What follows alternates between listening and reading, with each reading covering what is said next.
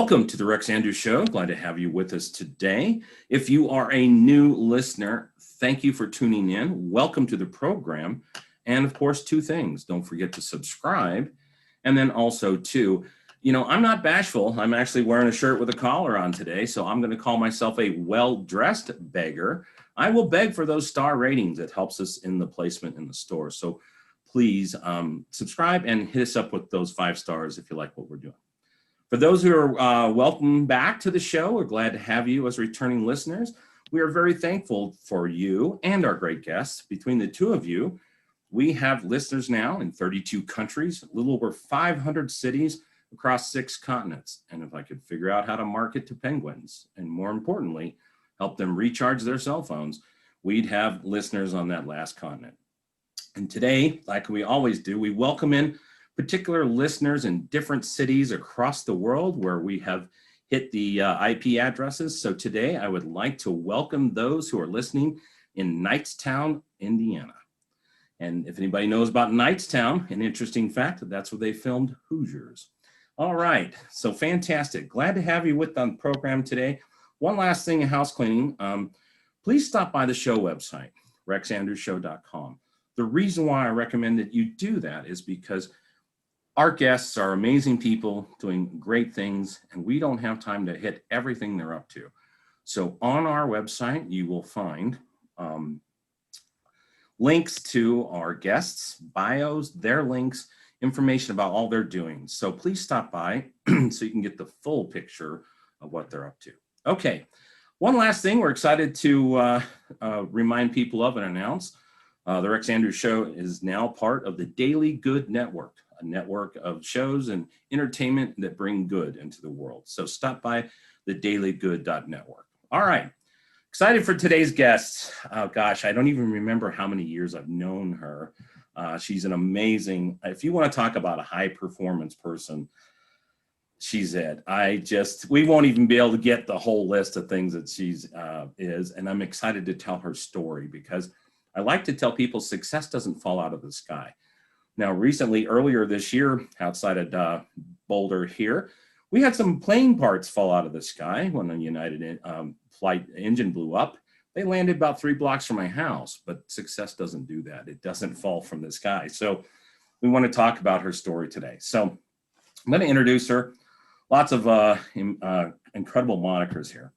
First and foremost, she's a mother. And as parents, we all know, greatest role we'll ever play. She's a wife.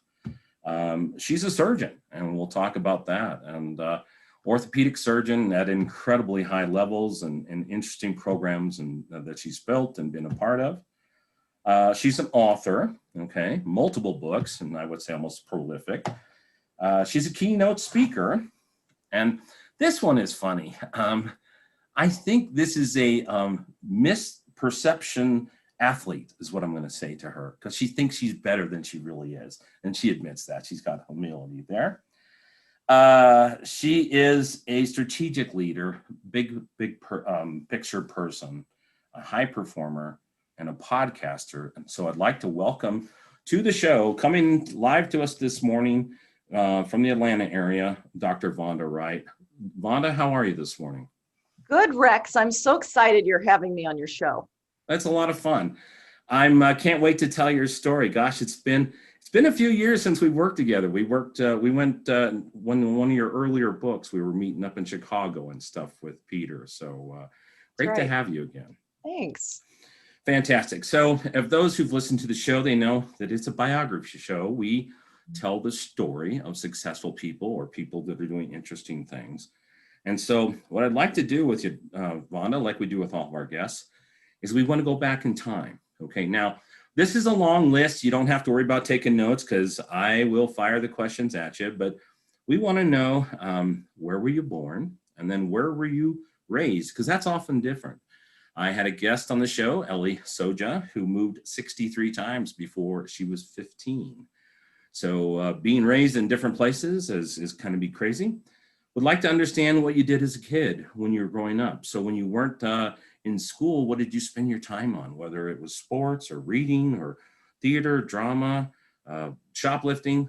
Don't laugh. I actually had a guest on the show, Larry Cole, who was a car thief by the time he was 15. Oh. So we'd like to know about your parents. Okay, parental influence is huge. One of the things that I've sort of observed over doing the several hundred interviews over my radio career and then this is parents seem to fit in three general buckets. Okay, that first bucket's going to be that super supportive, fully engaged set of parents that just were a launching pad for a kid.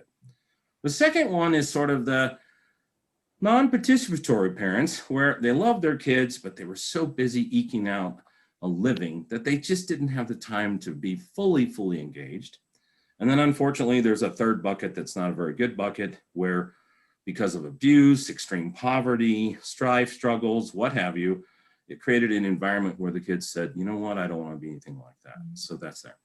Then we want to hopscotch around your education, and then we're going to open up Pandora's box with you because you've done so many things. And, you know, it's funny, folks, when we were interviewing to get on here, just catching up before we started recording today, it was a little bit funny because I asked Vonda what she was up to, and she says, what am I not up to? Which is basically just how she is. So, Vonda, if you could, take us back in time. Where were you born? So Rex, I love that you go that far back because when people ask me to tell them about me, I say, what do you want to go back to my APGAR scores? I was a 9 and a 10. I was a really vigorous baby, born in Chicago. You know, I was born when my parents were graduate students at Wheaton College. And so, you know, young, poor students having a brand new baby. But my mom got really sick when I was born. And so for the first 9 months of my life, actually to manage while she was in the hospital, my dad shipped me out to California to live with my grandmother, which is a really interesting situation to be in. And now that I'm a mother, I understand, wow, I can't imagine not being able to be with my new baby for 9 months. But the good news is that I got to return to Chicago, which is essentially where Winfield, Illinois is, right outside of Chicago, and be with them. So it has a good ending, but isn't that an interesting start? Yeah, no kidding. For a mother to be away from her daughter in those critical bonding months, that's great. That's crazy. Okay. Yeah, that's right. So what did you do growing up? So, you know, my dad grew up on a farm in Kansas. You know, our family homesteaded land. Whenever that happened in the 1800s, you move west and you get a plot of land. And my dad, who at the time was a biology teacher in Chicago, got a call from the family matriarch and said, hey, Jean, if you come home, we'll give you the land. And my dad, being the fair and equitable man he is, he said, I'll come, but I'm going to divide the land between my brothers and sister. Wow. I know. So he divided it up. And so I grew up in the country in Kansas, in Fredonia, Kansas, out Highway 47, which will mean something to people in Kansas, on a farm, on a dirt road, next to my cousins, because we originally moved into the original farmhouse, which had the old Farmall tractors and all the old equipment that looked like horses could have drawn it. And then we built a house, and then my uncle built a house. So in this one little quarter-mile strip of land, we had 3 of my 4 houses of cousins. And I got to tell you, it's an amazing way to grow up. And even though when I was 18, I could not wait to leave that farm. Absolutely. I've missed it every day since. Yeah. It is an amazing way to grow up. It really is. My family has a very similar background. My mother's side of the family homesteaded in northern Nebraska. When we weren't in, and I grew up in the Denver area, but when almost every other weekend we were in Nebraska, we were on the farm, and you know there was so many things to go explore and do, and so much work to do, and so now, that's right. I can remember when my mom would said when she got married, she couldn't wait to leave, just couldn't wait to leave. But yet we went back all the time. So it's a different era when you've had that farm or ranch in your background. Now, do you have siblings, Vonda? I don't remember that. I do. I have one brother who's 6 years younger than me. And actually, he's coming to visit us today in Atlanta. My parents are overjoyed because he still lives, not on our farm, but back in the town that we grew up. Oh, fantastic. Mm-hmm. So now, was your dad splitting time doing anything else, or was he just playing farm, or was he just playing a farm at that time?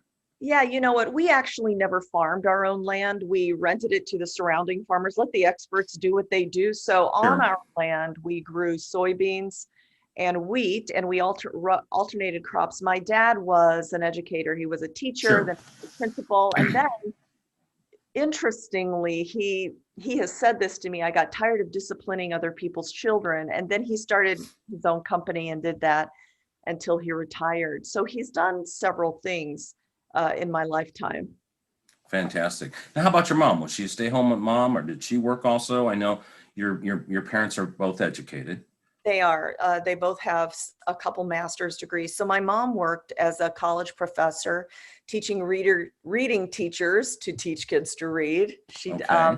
And then at 55, and this may be where I get it. At 55, she opened her own business. She opened a Sears appliance store. She had always wanted to be an entrepreneur, and she had crazy ideas my whole life. Like once she said to me, Vonda, wouldn't it be amazing if people could drive up and get their coffee?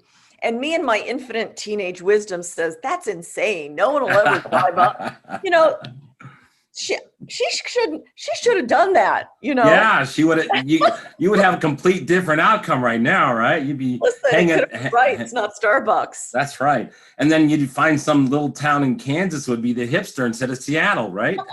No.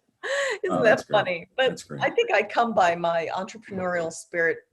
Honestly, my grandmother was an entrepreneur, my mother, my father. I've just seen that level of work throughout my life. Okay. So looking back, not that to say you have to fit in one of those three buckets, but did you have a very engaged set of parents in your, upbringing and, coaching you along to go get your degrees and those types of things? What did your upbringing look like? You know what? I think, oh, definitely. My parents were very involved. It was always an expectation that I would go to college, even though for my parents, my mother was the first to go to college. My father was the first to go to college. But just higher education, honestly, Rex, has been my ticket, right? Okay. I grew Yeah. up on a sharecropper's farm in Kansas, for God's sake, right? And my Right. parents made something of themselves, but education has been my ticket. And my parents were very involved, but not in the sense that they hovered. Okay. And I often say that, wow, I guess I would have liked a little bit more of advice, but I think what they did, I guess I turned out okay. But the they would always say things like, Vonda, whatever you want to do, we're going to support you, which meant they were there. And they would, when I was getting out of my various grad schools, they'd send me checks so that I could eat the next time. Um, they didn't, they weren't so interventional that they'd say, Vonda, do this or that. They always left it to me to figure out. And I've said to them, I'm like, well, I guess I could have used a little of advice, but they were very incredibly supportive and still are today. I mean, when I had my last child, they retired and came to help me take care of her, right? They're that kind of parents. Fantastic. So when you escape the farm, because we know if you're on a farm, my brother and I used to joke that we were just family slaves. So Oh. the unpaid help, right? So but then we got paid every year in a side of beef and things like that. So it was not us individually, a family. But what was your next hop after you got out of school? Well, when I left Kansas, I went to Wheaton College in Chicago, and then I Okay. stayed in Chicago for all my education. My next degree was another bachelor's and a master's degree in cancer nursing. My first career in medicine actually was as a cancer nurse during a time when cancer care was not quite as advanced. The way we delivered it was mostly in the hospital, not as an outpatient. And as a 23 through 28-year-old young woman, that was a really critical and pivotal time for me personally and professionally, because you cannot take care of people in dire straits like that without learning life lessons. Sure. So, Sure. things like, Rex, I could give a rat's behind about my curtains, or, my husband cares more about what I wear than I do, so he buys my clothes. And that's all from seeing women largely in the throes of a critical health journey and Sure. realizing that those kinds of things I just don't have any energy for. So I did those degrees. I practiced as a nurse for 6 years and was not only a floor staff nurse, but then I helped the chairman of oncology, run the Cancer Institute, which gave me a lot of responsibility at a very young age. And then I just decided I needed to I could not just stay at that level. I needed to do something else. So my choices were, do I continue and do another degree in nursing? Do I get a PhD and run hospitals? Do I go to medical school, or do I go into industry? And I realized that I need to take care of people, number one, and I need to be able to do research and innovate. Those two. So I went to medical school, right? Okay, right. Because if I went to straight science PhD, I wouldn't take care of people. No. If I went into nursing, I probably would have progressed as a hospital administrator. So for me, the medicine path lets me do anything I want to do. So let me go back. I forgot to ask this one, but it will make an impact here. Where did you get the bug to go into nursing? I mean, what did you do growing up as a kid out besides just, living on the farm? Were you in sports or anything like that, or, anything that was influencing you going forward? To go into nursing? Well, okay, or health. Let's split this for a second. Yeah. What when you weren't in school, and I know you were on the farm, were there any other activities that you did, like sports or things like that you were into? So I was a ballet dancer. Now remember, I live in a small town in Kansas, so it wasn't it wasn't the Royal Ballet, but I did have the opportunity to train under a woman who had danced in the Royal Ballet. So that really was my activity. And then I also ran, all the kids in town ran track. Okay. So I did that. And my dad is a runner, so it was kind of what I did. But you know what? It's interesting. I have a picture somewhere and all the things my mother kept of, what do you want to be when you grow up? And somewhere I had heard the word orthopedic surgeon. And I'm not really sure I even knew in third grade what that was.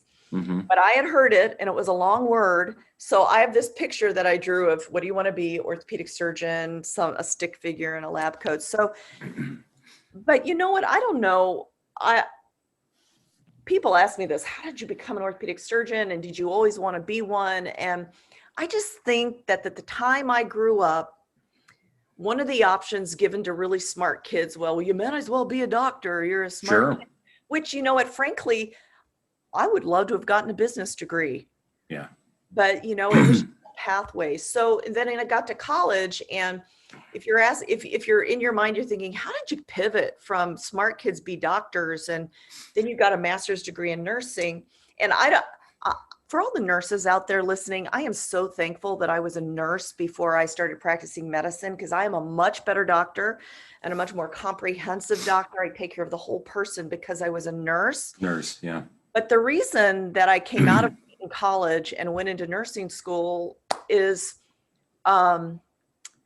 this is going to sound like a terrible story, but hear me when I say that I failed an organic chemistry test. As a sophomore in college, the smart kid failed an organic chemistry test. And I thought that meant that I wasn't smart enough, or I couldn't do it. And then nobody told me that was total BS, because by the end of the semester, that got me in gear. I ended up making a B in organic chemistry, which is some kind of measure of, should you go to medical school? Yep. But by then I had pivoted and said, I'm going to go to be a nurse. And I really got no other guidance. But I'm actually so thankful for those 6 years I spent as a nurse, because I did some of the very first HIV research in the country. Wow. With other nurses. We were looking at nutritional effects of immunodeficiency in the late 80s, people. I mean, That's when HIV was brand new, right? Brand new. Yep. Still died all the time, where now it's treated more like a chronic disease. I got to do that. I did stem cell research, looking at what happens for bone marrow transplant patients when you stimulate their white blood cells, and early stem cell work. I learned leadership. I was given a ton of responsibility as a 24-year-old to run a cancer institute. So I don't regret a day of it, although when I say it out loud and people are kind of tracking it, it looks a little circuitous, but it's not. It's my road to success, and it's not straight. Well, that makes a lot of sense to me. Number one, you talked about life lessons in cancer nursing. You get to see some really rough situations from people of all ages. That's Okay. right. It's not just senior care. When you're dealing No. with senior care, you're expecting end of life, stories and situations. But when you're doing a cancer treatment in nursing, you're going to see it in all walks of life. And so that was interesting. Then two, I see this a lot in people I interview is they're off doing one thing and people are like, wow, that's a great career. But then it's like, well, I got to go to the next level. And so people continue to pivot. And I think knowing you over the years I have and keeping an eye on things and watching your progress, isn't it sad we watch people's progress over Facebook and stuff like that, but we do, right? Yeah. You just continue to pivot because, well, it's that next level. Well, I think that I've been given a strategic mind and a high capacity. And, I think women, women are rising, Rex, and we're talking about more and more our experiences. And one of the things that high capacity women experience is dumbing down their capacity to make other people feel more comfortable about themselves or accepting the view other people have of us, right? So oftentimes people respond to us through the lens of their own capacity. They're like, there's no way in God's green earth she can ever do all these things. And what they're really saying is, I observer could never do all these things. Right. Not that Vonda Wright couldn't, right? Right. So, but I have come to accept without apology that I have been given a certain set of skills. And I encourage everyone I mentor or sponsor or champion, whatever the case is, to just accept authentically who they are and not code shift, which is a hot word right now. Don't Sure. be somebody you're not to make the other party feel comfortable. Just be authentically who you are. And so when you say, oh, I see you doing all these things, which I don't think surprises you at all. You've known me a long time, but I'm only just living out what I've been given. And I'm not successful in every single thing I touch. There's a lot of, oh, that project didn't go that far, but I have learned to have the courage to try. Yes. Well, and it's like a lot of things in life. If you learn to try and fail fast, if you're going to fail, do it quickly. Then you can pick up the pieces and you learn something else, and you're never a failure until you stop, right? And you quit. So that's worse. So you were in nursing and you made the move to go to a medical school. Yes, that's right. What did you have a discipline in mind when you stepped into medical school? I think that the logical step would have been to go into hematology oncology, be a medical internist, Sure. and a fellowship in oncology. But in medical school, pretty quickly, you see how people's brains work. And there's the medicine people and there's the surgery people. Yep. And it became apparent really early that I was of a surgical mindset. And thankfully, I grew up on a farm and I have some mad farm skills, right? I know how to do a lot of stuff with my hands.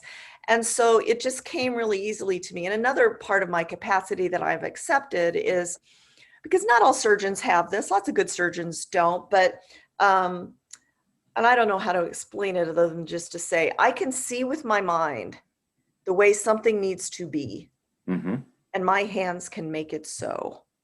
And that's good. I'm an arthroscopist by and large, right? I'm a sports surgeon. I do arthroscopy. I'm holding the instruments in my hands, but watching a giant screen. So really putting the surgery together is physically in my mind. Okay. Right.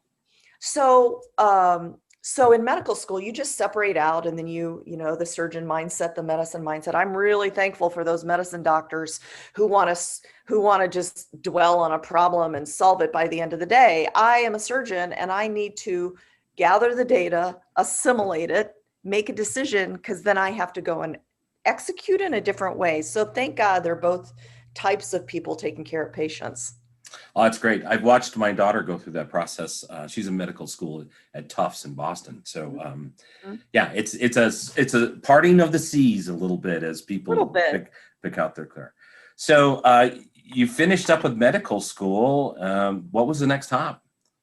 At the end of medical school, I don't know if your daughter is how far progressed is, but you have to choose what you do. So then and you do that through a match, which is the most unnatural job situation you've ever heard of. For people who don't know what we go through, we apply for residencies, which is the next step of training.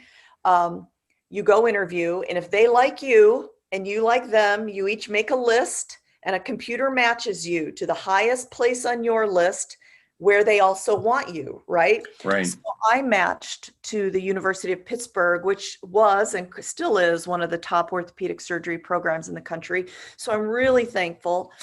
I never thought I would end up in Pittsburgh, but you go where the best is. So I went to Pittsburgh and got a tremendous education. I spent a year in a stem cell lab. And then, at the end of what was 6 years for me, not 5, 6 years of residency, I then went to the number one orthopedic surgery program in the country, the Hospital for Special Surgery in New York. And at each of these levels, whether it's Wheaton or Rush or University of Pittsburgh Orthopedics or HSS, I have to honestly tell you that I'm thankful, because these are some of the top programs and I've not always felt worthy, right? For instance, it's not that I have a bad self-opinion of myself. I'm just conscious that in Fredonia, Kansas, I was the smart girl. In these places, I am surrounded by smart people. That's right. That just elevates my thinking, right? I like nothing more than being surrounded by really smart people who make me elevate my thinking. Fantastic. So you went off to school then in New York, and then what was your first job that you finally did after all I this know, education? you sound like my mother. When are we start going to having a job? Well, when are the coins coming in here, Vonda? Right. When do you write our checks, Vonda? I went back to the University of Pittsburgh as faculty. Okay. So I served as a sports medicine doctor. I served as the head team doctor for the University of Pittsburgh football team, a Division I football team. Yep. So you would have seen me out on the sidelines, rain and shine and freezing sleet. Listen, I can tell you. Yeah. So I did that until 2018. And along the way, we expanded the University of Pittsburgh program from its original, we had built Dr. Freddie H. Fu, MD, had built a giant joint practice with the Pittsburgh Steelers. Well, we expanded that, and I was thankful to be named the inaugural medical director. So that involved everything from meeting weekly with the construction engineers to talk about the blueprints and what finishes, and watching. We were in joint venture with the Pittsburgh Penguins, the hockey team, so we were laying sheets of ice on. This is a cool fact, under those big sheets of ice that hockey players, it is an actual art to laying the concrete, and it has to be within 1 millimeter of level, right? So they shoot lasers across the concrete. It was fascinating to watch, from that building process to actually accumulating the doctors and building a comprehensive system. So it's one-stop shop. Anything any active person needed, it was all there. Wow. So that's what I did until 2018. Okay. Yeah. Now, along the way, we'll come back to 2018. Along the way, you wrote some books. Tell me a little about that. I did. Yeah. So in 2005, when I was a chief resident, the National Senior Games came to Pittsburgh. So those of you who don't know what that is you have to be 50 to compete. You must have won your state masters games to compete in a national level. So 11,000 athletes, 50 to 103 the year we were there, competed in 18 sports. And these people are no joke. I mean, they are more ripped and cut than I've ever been, and I've been in shape in my life. And I conducted a research study on about 3,000 of them. And what that did is that set the course of my research for my entire academic career, because at that time, really aging was not a hot topic, right? Right. Jennifer Lopez and Halle Berry and all the pretty people are turning 50. Everybody in the country wants to talk about it. But in 2005, nobody wanted to say the word 40. But in a series of original research studies looking at the role of chronic exercise in performance, in brain function, in bone health, in muscle architecture and preservation, we proved that you can be healthy, vital, active, joyful long into the foreseeable future, and that you don't actually start to diminish until your mid-70s if you are purposeful every single day. Now, gravity will take over, and so will, the laws of physics, and we'll roll downhill. if we're not purposeful. But it was some of the first research in the country, and there was some stem cell work involved with that. And so out of that, I decided, if I'm an orthopedic surgeon and I'm making up a number, I see 100 people a week between my clinics and my surgery. Only 100 people a week will understand that we are not destined to go from the vitality of youth down some slippery slope of illness to dead, where we're dying for 20 years. 100 people. And you listen to me, your audience can tell now that is not enough. That is not enough spreading the gospel for me. That's right. So right. I started writing books for the public, not because I love writing. I'm not a natural author, but I do it because via books, I get to talk on shows like this, and I get to go on national TV. I even got to have a line of sporting goods equipment, 20 SKUs, 20 different products in 500 Dick's Sporting Goods stores, because they believe the vision that we are not destined to decline. And it's all about education, right? Because it's just not enough to tell 100 people a week for me. Well, and I remember this fact. Along the way, many people might know this, but you married a pretty famous hockey guy. Rex, he married me. Okay, that's probably true. Just listening to you for a few minutes. You know what? He's kind enough to say he outkicked his coverage, but I think right. We're so thankful for each other. So, back in my story, I told you that I was the head doctor for the University of Pittsburgh football team. Right. Well, there were some twins playing for me named John and Andrew Taglianetti. And unfortunately, like so many football players, they got injured, right? Sure. So when a kid gets hurt, you got to call the mama and you got to call the daddy. And then, so I got introduced to this guy, Peter Taglianetti. And, he's the perfect partner for me because, as you can imagine, I'm pretty capable. Yeah. I don't actually need a lot of fuss, but marrying somebody who is more of a natural caregiver than I am, believe it or not. I mean, he raised 5 children. He's a real nurturer. Plus, he's strong as a bull. I mean, for me, as a high capacity person, he really makes me feel like when I need it, somebody's got my back, right? If I ever need it, somebody's got my back. And so it works for us. That's great. No, I had to throw that out there because your connection to professional sports all the time. And, when we met up in Chicago, I got to meet Peter. He's a genuine man. He is. And I just want to say this for people who don't know who he is. Peter, he's a superstar in his own right. He's a 2-time Stanley Cup champion, played with Mario Lemieux and all the greats of historic hockey. Mm-hmm. So, and then after that, he went on to be VP of development of some companies. And so he's had a full life in himself. And now he outkicked his coverage and married me. He probably has to go to the gym in the morning just to keep up with you, huh? Oh, he's laughing.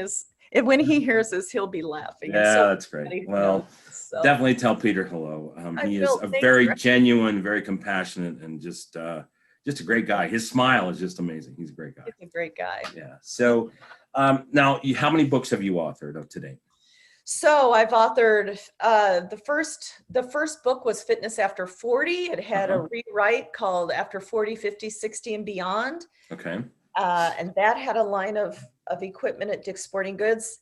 But then here's the thing, Rex, nobody wanted to see the word 40, even the 40-year-olds. So then I wrote another book called Guide to Thrive, which is really a strategic plan for how to be healthy, vital, active, joyful. And then that spurred a 20 piece equipment set at Dick's Sporting Goods. So that's 2. I wrote a book with Rodale called Younger in 8 Weeks, which is just what it sounds. And we tested it on a group of women and they felt amazing after 8 weeks. I have a textbook that's called Masterful Care of the Aging Athlete. Okay. I feel like I'm missing one. How could that be? Well, those are the 4 that come to mind. And then these 2 that are popping out of my head right now. But here's the funny thing, that Fitness After 40, the publisher does this. I had no role in this. Has been printed in Korean and Russian. Wow. So you get this box of books at your house and it's all in Korean and Russian. It's just the funniest day. I'm like, I guess my face is all over South Korea. We'll see what happens about that. That's wild. you've gone from characters to caricatures. Yeah, so So, that's funny. So what do you focus on now? I mean, again, we've got only a certain amount of time here. So no, but what's it seems like a circuitous route. It's it not. is. My It is. overlying umbrella of my career I'm going to change the way we age in this country, right? Fantastic. So my tool bag includes being an orthopedic surgeon because I know that by putting metal in people, making people walk again, giving them their arms back, by saving their mobility, I am saving them from the ravages of chronic disease, right? Correct. Yeah. So that changes how people age. Hmm. The other things I do, like writing these books, gets the word out about we can age in a different way than we believe. It is not a hopeless decline. We don't have to die for 20 years. We can contract that both with our lifestyle, and now the evolution of my career has gone from only surgeon doing research, writing books, to the science of aging has now progressed enough that we can apply molecular strategies, and I'll name some of them for you, into real health. So my current focus is extending my orthopedic practice into what I've coined and started a company called Precision Longevity, which means Okay. we can sequence your genome for less than $1,000. Really? We can draw, yep, we can. And so we'll know for you and your family the predictive value of what you might encounter, because we know that about 90% of health and aging, despite our genes, is dependent on the choices we make, right? It just Sure. helps inform the choices. We are capable of drawing panels of biomarkers, some of them usual, things like thyroid function and lab values, but some unusual, right? So I collaborate with a scientist that I have since 2000, Dr. Johnny Huard, who's currently out in Vail, and he studies senescent cells, which is one of the types of cells in our body. This is fascinating. We have about four types of categories. We have active, healthy stem cells who make everything and they're doing their thing. They make every kind of cell, right? You got stem cells. You've got cells undergoing apoptosis, which is programmed cell death. They've done their job. They turn off their genes. They're going to die. They do it normally. It's a normal part of living. We've got these cells that are called senescent cells or zombie cells. They're neither living and doing healthy things, and they didn't turn off to die. So they just sputter around the body, shooting off all these noxious chemicals that age us and give us disease. And so one of the things that's so fascinating about aging research now is that we can not only measure how many senescent cells we have, we can apply lifestyle changes to decrease those, but now we can have pill form intervention. One of them is called Fisaten. I take it every day, and we're developing the research to know that we can minimize the number of these senescent cells and really prolong how our healthy aging progresses. Because what Precision Longevity is trying to do is not necessarily extend the lifespan, although that's a big focus for people. And we know from the blue zones that the longest living people in the world live about 114 years. Right. And that's a fascinating book if you guys haven't read it. But the problem is the health span, those years of our life that we're optimally healthy, is only about 62. At 62, the 10 things that most of us die from kick in. So what is happening between 62 and 81, which is about the average lifespan? That is what Precision Longevity and the programming that I do is trying to help people, is to have our health span equal our lifespan. Because I don't know about you, Rex, and I probably don't get to choose this any more than the other person. I want to be healthy, vital, active, joyful, and die in my sleep. Right. Instead of dying for 20 years in a hospital, which is the way many of us live right now. But finally, in addition to all the lifestyle things that we know, people know what to do. They just don't do it. They know they don't do it. They know. We can now have molecular interventions such as Fisaten or NAD+, which is one of the energy systems. So it's a really exciting time to live longer, because it's not about anti-aging. I would love to dispel that. It's not about anti-aging. No. Who would want No, to be 20 again or no, to stay 16. We no. want to age, but we want to do it optimally. And so that's what I'm up to. But see, Rex, it's still under the moniker of I am going to change the way we age in this country. Okay. Right. Okay. Well, It all fits together. How fascinating the cells that are just out there, what we call them, the senescent cells. Yeah. They're just out there causing trouble. They're just bad actors. They can't, they didn't turn off and they're not doing us any good. So. Oh, that's interesting. So I'm right there with you. I really, who wants to live to be, 130? Who cares? I just want to be wise and lucent and healthy. And like you said, die in your sleep, right? Or like that, or get hit by a bus when I'm 87, something like that. When you're an old man and go fast. Well, yeah. But you know what? I do say this from the podium when I'm speaking to various audiences and rethinking how we live long and prosper.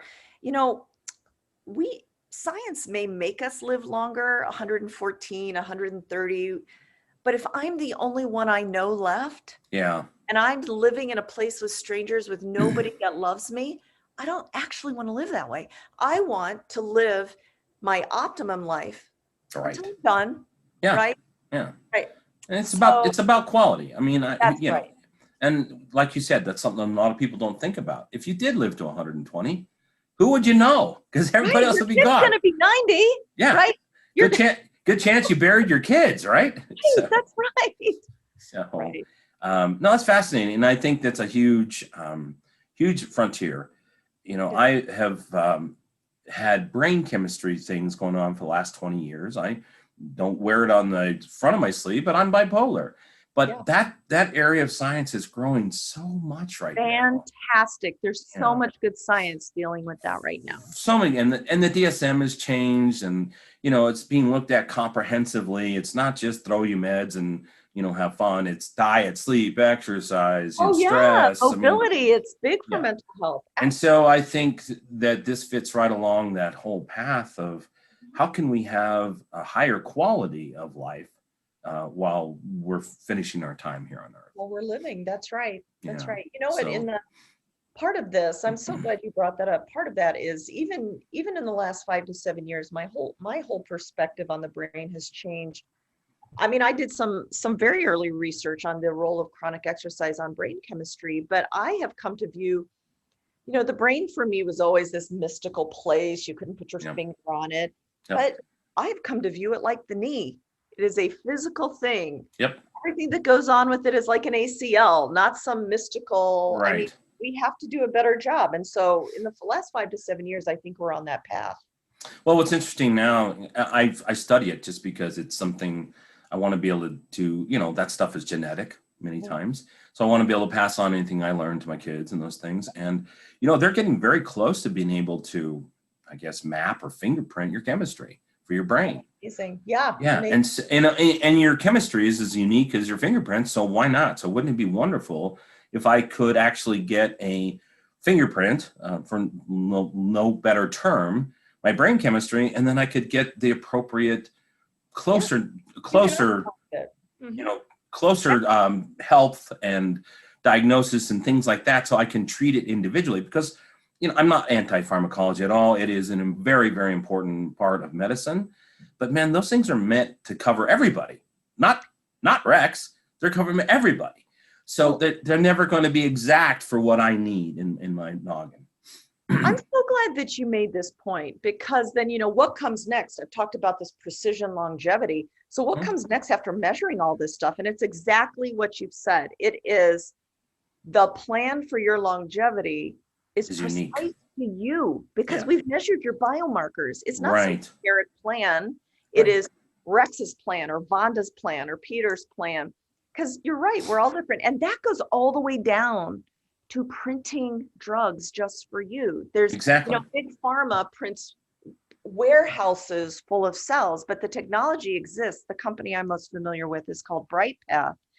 You tell it a recipe, and this technology, which fits in a closet, prints your prescription, your drug. And that's amazing for things like orphan diseases Oh, or individual precision medicine. And, if we are capable of measuring the genome or your microbiome, your gut flora, or your biomarkers, we must rise up to then give a personalized treatment plan. It's no longer acceptable to just do population science on people. If we can measure precisely, it has to be precision medicine. And so that's my next step. Even as a dumb orthopod, the joke about orthopedic surgeons, they're strong as a bull and twice as smart. No, I have the black bag, which contains mobility, which is one of these things that we harness for longevity and health. So listen to me, you got me going, Rex. it's exciting stuff. And I really, I see that on the horizon where we have, I always tease because I watch a lot of, just to fall asleep, I watch a lot of stupid stuff. And one of these are all these murder mystery shows and stuff. And they're always talking about, because, it's virtually impossible to get away with a murder these days because of DNA. I know. They have it as touch DNA, right? So I'm like, there's got to be better uses of DNA other than catching hooligans who killed their wife or stuff. And, and in fact, most of those cold case files and stuff, it's mainly men killing women show. That's what it is. It's just men killing women. I mean, that's the largest percentage. But well, listen, what I'd like to do is we're going to have you back. And of course, we've got a lot of interesting things coming up that you and I talked about off air, but I'm going to end our conversation this morning with a question I ask all my guests. Okay. Now, you've been very, very transparent, telling me about all this stuff from your past and your family and your personal life and all these things, and professional. But there's another marker that I ask people about. Now, there's a concept out there in the world, the Western world, called a bucket list. And in fact, I have interviewed the bucket list guy. His name is Trav Bell. Episode number 60. He is a hoot to listen to. Anyway, so we all have a bucket list of things we want to do. And now I've talked to you, going to be a lot healthier on my bucket list as I finish out. But there's an opposite of everything in the world. You're a scientist, you know that. There's always an opposite of everything, right? So there's a list of things that we don't want to do, okay? And that list rhymes with bucket and starts with an F, but this is a family show, okay? So there's an F-it list of things, hey, I have no interest of doing, okay? And you've done a lot of different things. Now, I'll give you a couple ideas here while you're thinking of what might be on your F-it list. So I'm never going to have a collection of pet snakes. Not going to happen. No more caviar or sardines. Those are both off of the menu for me. I'm not doing those anymore. I will never, ever again do a Lakota Sioux sweat lodge. The concept of excessive heat, excessive humidity, excessive drumming, excessive chanting, and a slice of nudity. I'm just, not going to do that. So what might be an item or two that's on Dr. Vonda Wright's F-it list? You know what? In my life, I am not afraid of risk. I'm happy to rise up to challenges, but Rex, I'm never going to jump from an airplane or a bungee. Okay. Yep. I think the worst possible way to die would be to drown. So I'm going to stay away from situations. Not going to drown. Yeah, I'm staying away from that kind of situation. That's, I don't like to see sardines on my salad. I'll eat sardine paste if we want to talk about food, but those would be at the top of my not going to do those things list. Well, that's fair enough. Well, you've been a great guest, Vonda. Glad to have you with us this morning. We will talk again, have you back on. Glad to have you with us. Thank you for having me. It's been my pleasure. Okay, folks, we'll call that a wrap for this episode. Again, do not forget to stop by the show website, rexandrewshow.com, where you can get information and bios on all of our guests and more information on Dr. Vonda Wright. Again, we only scratched the surface with her today. So until next time, and there'll be a time here, hopefully we don't have to say this anymore because it's been influenced by the pandemic, but be safe, but be bold, and make it a great day.